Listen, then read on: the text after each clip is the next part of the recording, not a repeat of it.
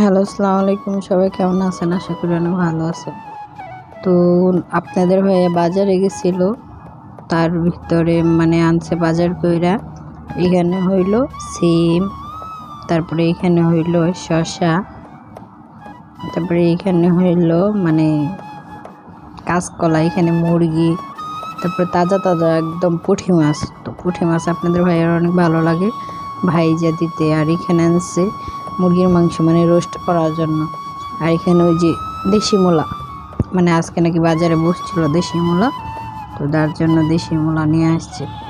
তো উনি বাজারে ছিল, আমি ফোন দিছি তুমি কই, তো বলতেছে আমি বাজারে। তো আমি ভাবলাম ওনাকে একটা সারপ্রাইজ দিই।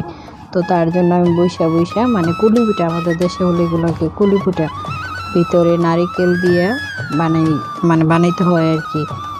আর এইখানে লাকি বসে রয়েছে আমার বাবুকে নিয়ে। আর এইখানে বাবুর আব্বু আইসা দেখতেছে যে আমি পিঠা বানাইছি। আই এম অবাক অবাক হয়ে গেছে যে আমি পিঠা বানাইছি বাবুরে নিয়ে।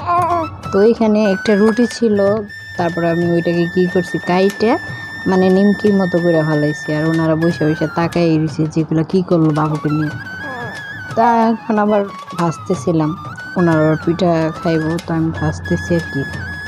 আর রান্নাঘরে প্রচুর পরিমাণে গরম ছিল, বলার বাহিরে।